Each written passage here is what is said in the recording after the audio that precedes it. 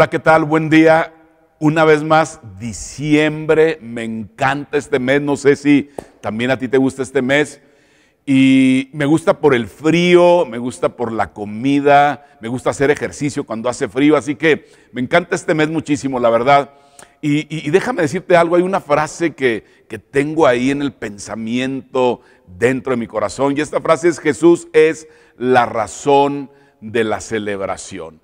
Y así es como se llama nuestra serie, sí, la razón de la celebración. Y la verdad que me encanta este mes también, este tiempo, porque podemos hablar con más intencionalidad y más propósito de Jesucristo, del Jesús histórico, ¿sí? Imagínate, Dios estuvo aquí en el planeta Tierra, pisó este planeta en la persona de Jesucristo.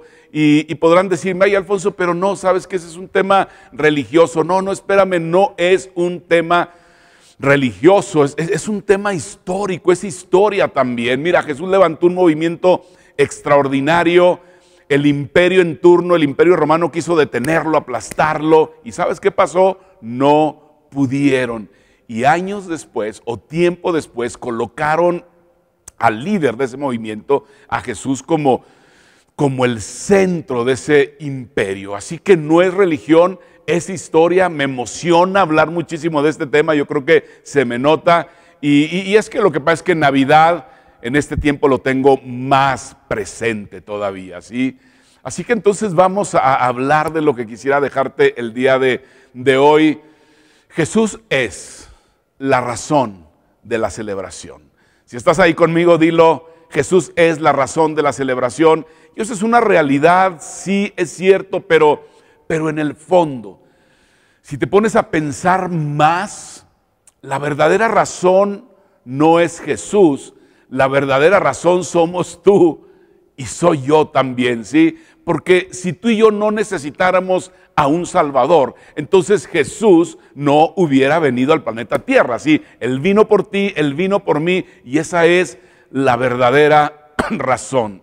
Así que esta serie va a ser extraordinaria, una serie de 3 semanas, la concluimos el día 22 con un tiempo de celebración de Navidad extraordinario. Y tú te estarás preguntando ahí: a ver, Alfonso, pero la verdad, ¿por qué vino Jesús?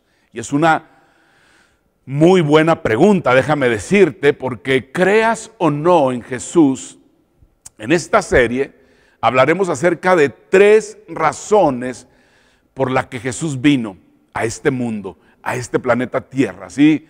Y hoy lo que voy a hacer es, de alguna manera, darle peso a lo que tú y yo creemos, a esa venida de Jesús, a este tiempo de Navidad. Y entonces, para hablar de la primera razón, lo voy a hacer a partir de la historia de la Navidad. Y fíjate cómo lo digo, la historia de la Navidad, no la historia de Navidad, porque la historia de Navidad la conocemos: José, María, el nacimiento, el pesebre, pero voy a hablar de la historia detrás de la historia de la Navidad, ¿sí? La Navidad, déjame decirte, no comenzó con una joven embarazada que se llamó María, sino que la Navidad comenzó mucho tiempo atrás con una pareja que no podía tener hijos, es decir, 2000 años antes de la primera Navidad. Y comenzó con un hombre llamado Abraham, que después se llamó Abraham, y con una mujer llamada Sarai, que era su esposa y que terminó llamándose Sara. Y aquí en esta historia vamos a descubrir la primer razón. Así que vamos inmediatamente a esa historia, y el texto dice lo siguiente: el Señor dijo a Abraham: deja tu tierra, tus parientes, la casa de tu padre, y ve a la tierra que te mostraré. Ahora, déjame decirte, en realidad tú y yo no sabemos, y la Biblia no dice por qué Dios escogió a Abraham y a Sara, por qué escogió a José y a María, pero realmente lo que le está pidiendo Dios a Abraham no es poca cosa, escúchame bien, ¿sí? Para ese tiempo, para ese contexto, incluso para el día de hoy, es decir, era complicado poder obedecer y seguir esa indicación de parte de Dios, porque era salir de lo que tú conocías, era abandonar, por decirlo así, tu sentido de seguridad, dejar todo lo que te brindaba seguridad, tu ciudad, tus parientes, tu familia. Y entonces Dios le dice, pero si tú lo haces, yo voy a hacer algo.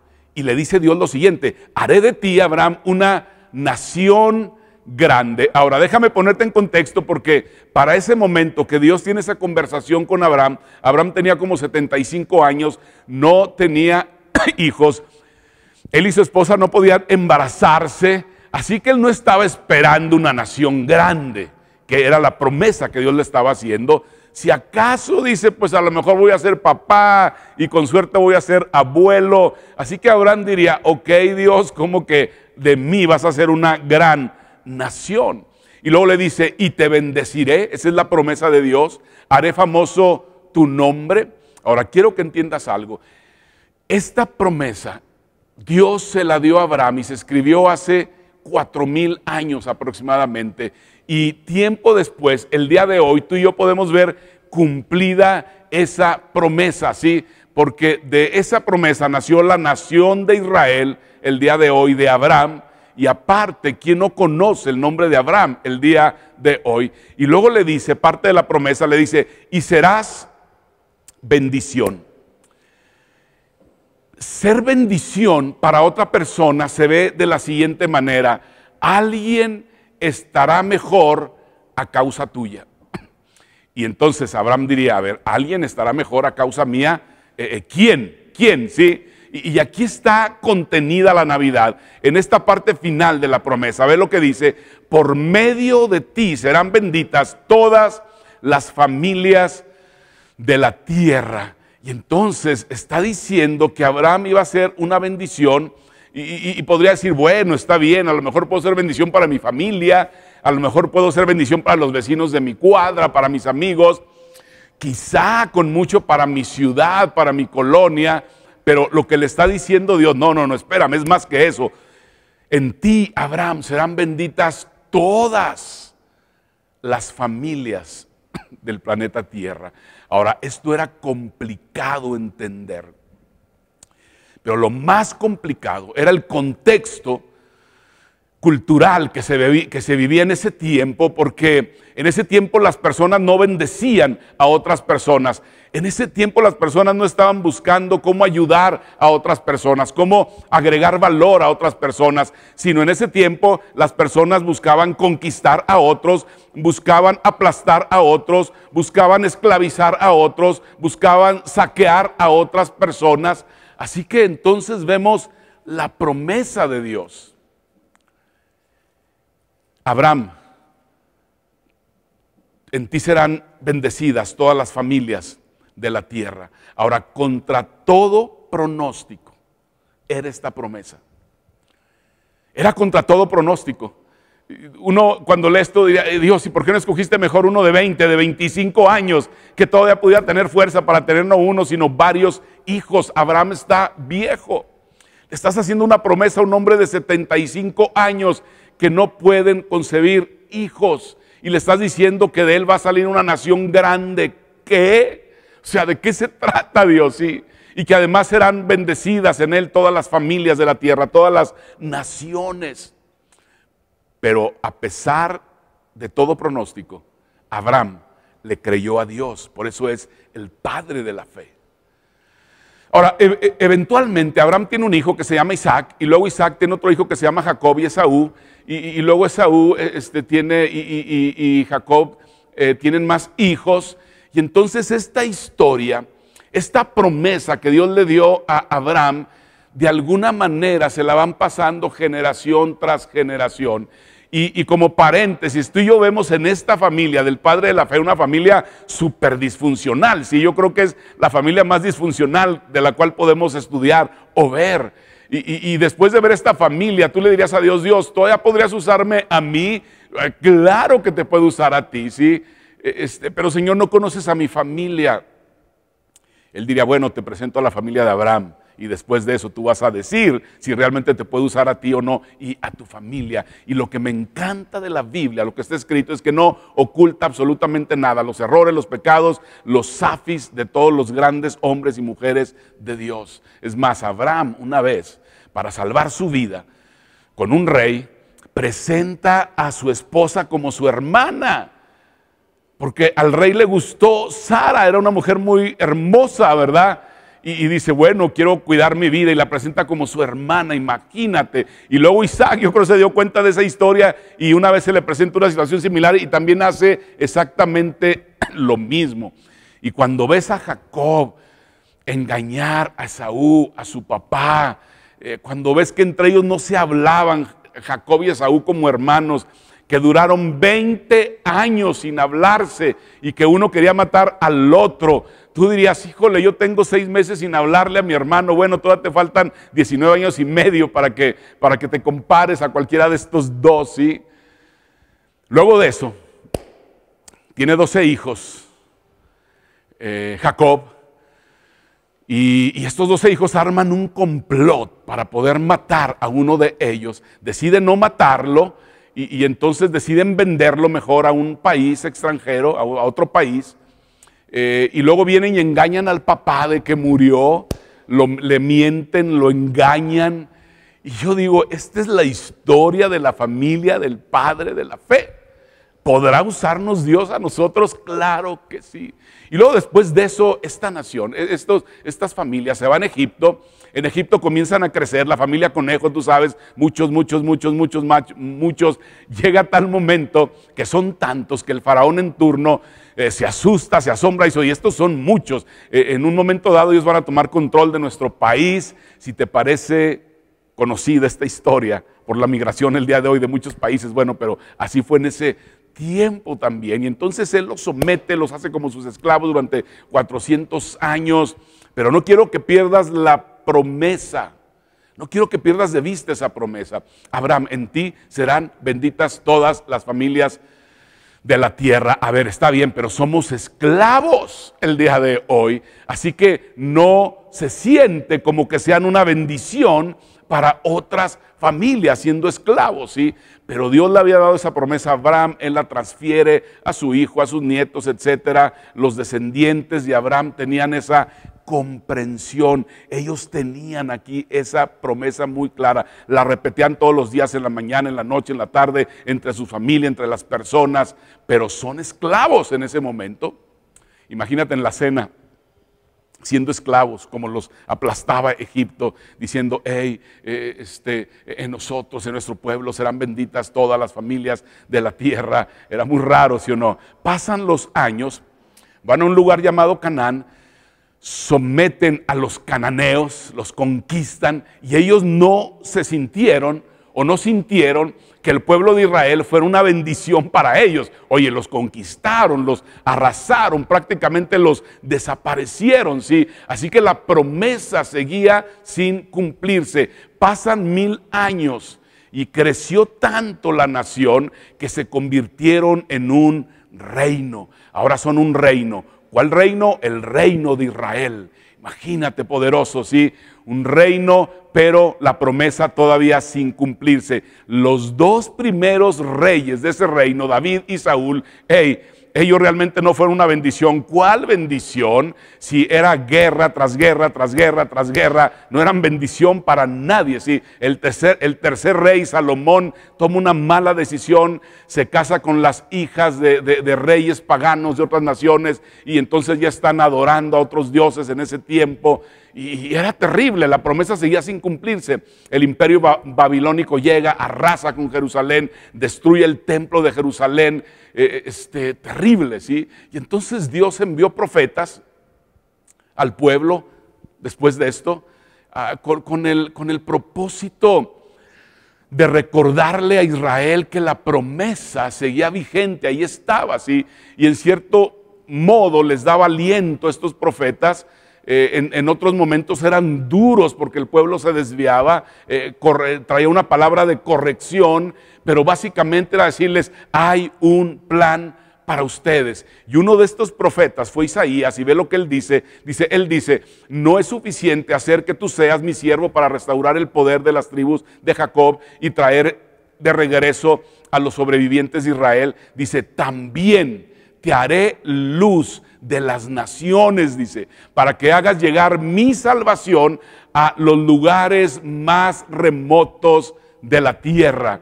Qué extraordinario, pero ellos escuchan este mensaje, dicen luz, ni siquiera somos luz para nosotros mismos, estamos en medio de situaciones de problemas, Babilonia nos conquistó, estamos de esclavos una vez más, estamos en medio de mucha oscuridad, ¿cuál luz? ¿Sí? Así que ellos dicen como que no me cheque ese mensaje y la promesa sigue sin cumplirse. 300 años después de Isaías, es decir, 1600 años después de que esa promesa es entregada a Abraham, llega otro profeta, ese profeta se llamó Malaquías y dice lo siguiente, pues desde donde sale el sol hasta donde se oculta, se honra mi nombre entre las naciones. En todo lugar se quema incienso para honrar mi nombre y se hace ofrenda pura porque mi fama es grande entre las naciones, dice el Señor Todopoderoso. Ese es el mensaje que les lleva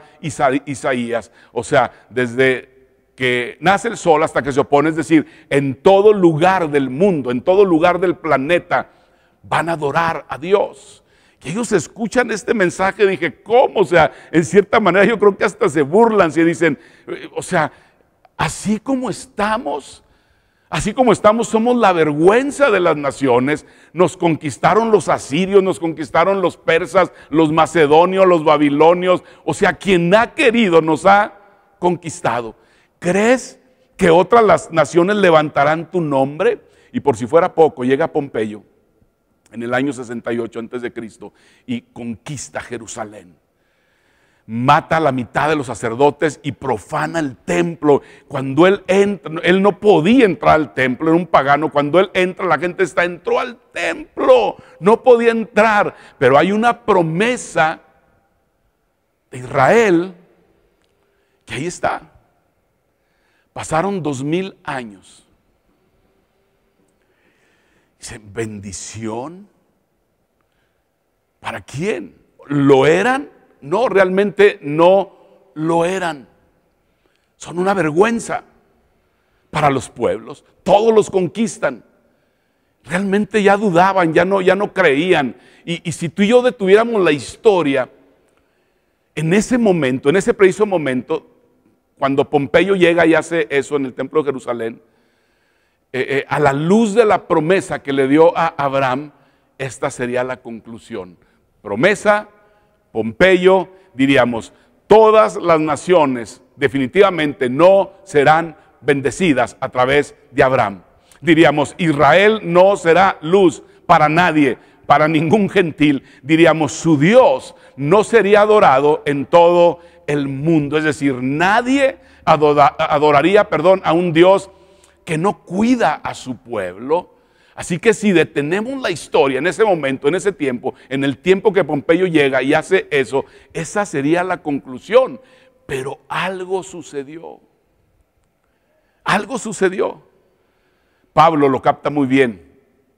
Después de la resurrección de Jesús, él escribe lo siguiente, porque Pablo conocía la historia, todo el Antiguo Testamento, todo. Él sabía todo eso con una claridad extraordinaria. Y él escribe en Gálatas 4:1, dice, pero cuando llegó el momento oportuno. Me encanta eso, la verdad, porque hay momentos para todo. Y Pablo lo pudo discernir perfectamente. O sea, cuando llegó el momento oportuno, ¿cuál era? Bueno, cuando había un imperio en expansión extraordinaria. ¿Cuál imperio? Roma.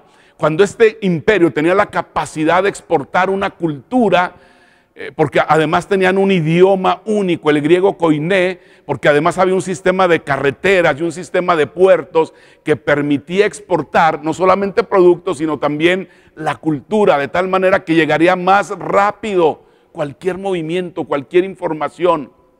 Es decir, cuando cada detalle estaba en el mejor momento, es lo que dice Pablo. Y luego, ¿qué pasó? Dios envió al ángel Gabriel a Nazaret. Híjole, extraordinario, ¿sí o no? En ese momento oportuno lo envió cuando todo el mundo decía, esta promesa jamás se va a cumplir. Y en ese momento, quizá que dudaban, era el momento oportuno por todo lo que te digo. Vamos a ver qué es lo que dice, qué pasó. ¿A qué llegó el ángel Gabriel? Dice, llegó a visitar a una joven virgen comprometida para casarse con un hombre que se llamaba José, descendiente de David. La virgen se llamaba María. Y ahí en ese momento, en esa visita, en esa conversación, se empezó a cumplir la promesa dada 2000 años atrás. De ese momento, hablando el día de hoy, 4000 años atrás. Así que no quiero que pierdan de vista, por favor, el marco histórico de la primera Navidad. ¿Sabes? Sucedió porque Dios se lo había prometido a Abraham. Y contra todo pronóstico pasó, contra todo pronóstico sucedió. Dios hizo esa promesa a Abraham, que a través de él iban a ser bendecidas todas las familias de la tierra. Así que esto es determinante, ¿sabes por qué? Porque la historia de la Navidad nace, o la historia de la Navidad hace que la historia de Navidad sea más fácil de creer. La historia de la Navidad hace que la historia de Navidad sea más fácil de creer. Cuando tú ves a Israel humillado delante de las naciones, que le dicen, hey, vas a ser una bendición, Israel. Eso era realmente imposible que sucediera, y sucedió. Cuando entiendes que Dios le dio a Abraham, o le dijo a Abraham que iba a ser famoso, y lo podemos comprobar el día de hoy, que le dijo que de él iba a salir una nación, y podemos ver esa nación de Israel el día de hoy. Por eso es importante tener ese marco histórico presente, porque no se trata de una fiestecilla de los cristianillos, ¿sí? Ay, es que Navidad es la fiestecilla de los cristianillos. No, no, no. Ve el marco histórico que te estoy diciendo.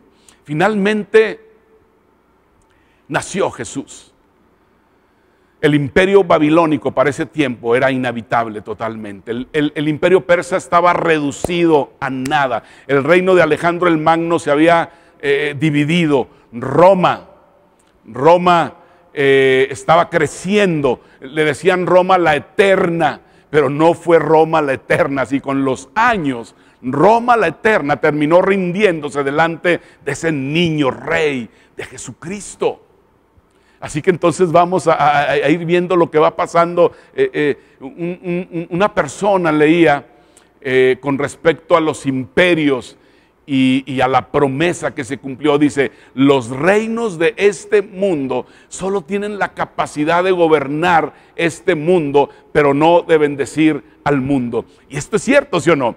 Los reinos de este mundo solo tienen la capacidad de gobernar a este mundo, pero no de bendecir a este mundo. Y entonces aquí está la primera razón por la cual Jesús vino a este mundo. ¿Sabes a qué vino?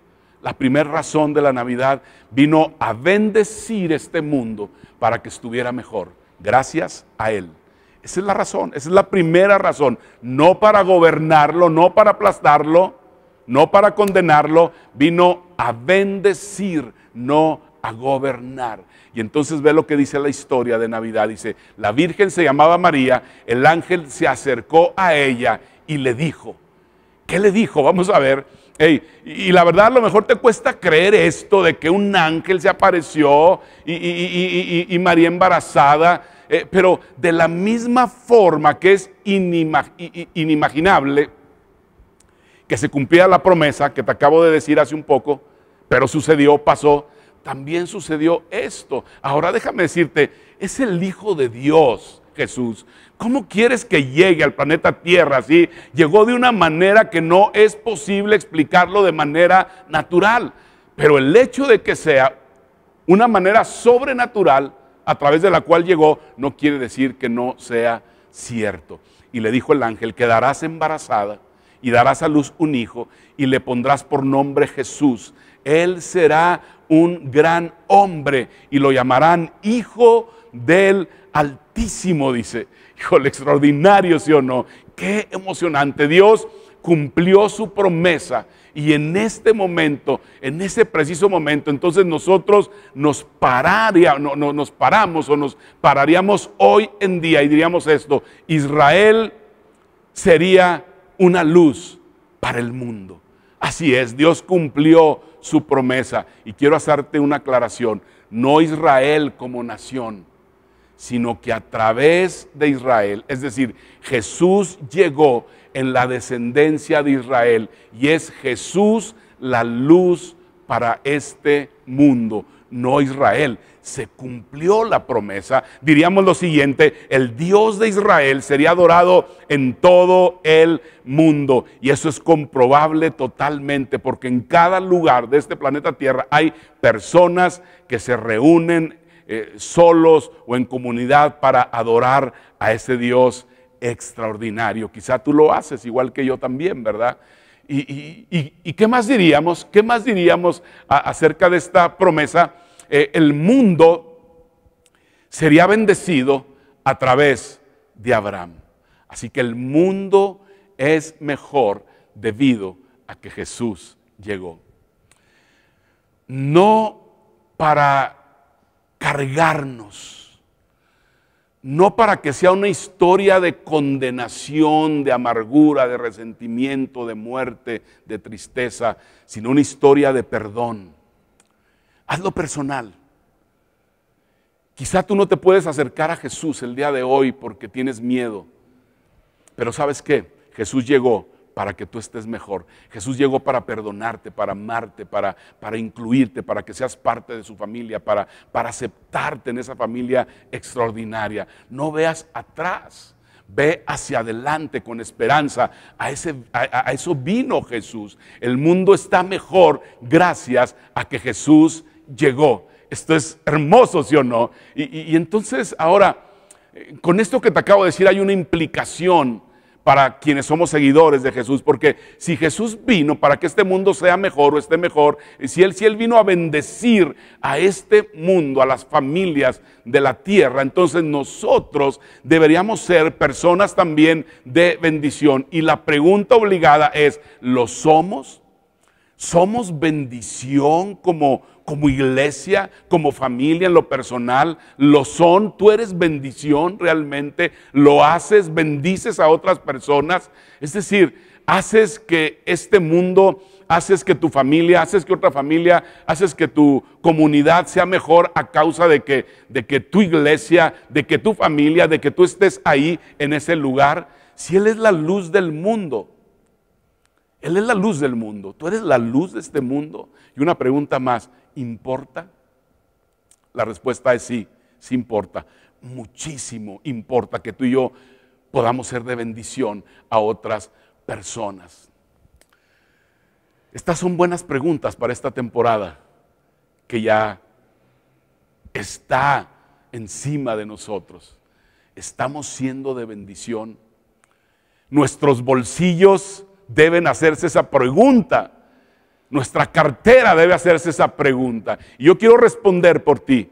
Y la respuesta es sí. Sí estamos siendo de bendición como comunidad, como familias. Yo lo he visto. Cada vez que tú luchas por tu matrimonio, por tu familia, por los valores del cristianismo, otras personas te ven y dicen: si él pudo, yo también puedo. Y algo sucede en tu vida, algo sucede en la vida de esa persona, en la vida de esa familia, sí. Y lo conectamos inmediatamente con el hecho de seguir a Jesús. Cada vez que tú das dinero, recursos, tus habilidades, tu talento aquí en este lugar, en esta comunidad, en Betel Norte, está siendo de bendición para otras personas, para seguir creando contenidos, ambientes que puedan hacer o que puedan estar ahí para que personas puedan conectarse con Dios.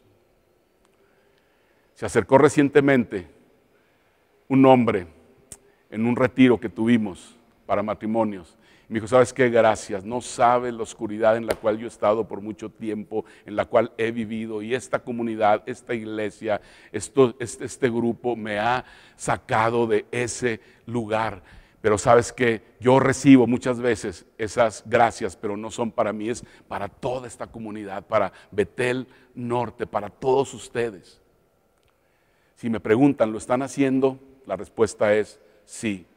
¿Lo pueden hacer mejor? Claro, y lo seguiremos haciendo y juntos lo vamos a seguir haciendo mejor. Así que la primer razón por la cual vino Jesús fue para bendecir a este mundo y para que estuviera mucho, mucho mejor.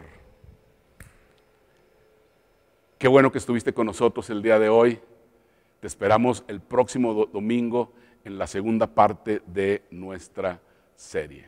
Gracias por conectarte con nosotros. Te esperamos el próximo domingo. Recuerda seguirnos en todas nuestras redes sociales para que estés al tanto de los mensajes y eventos que tenemos especialmente para ti.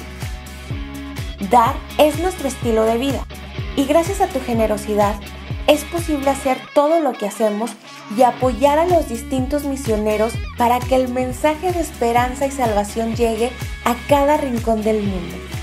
Betel Norte, donde todos somos familia.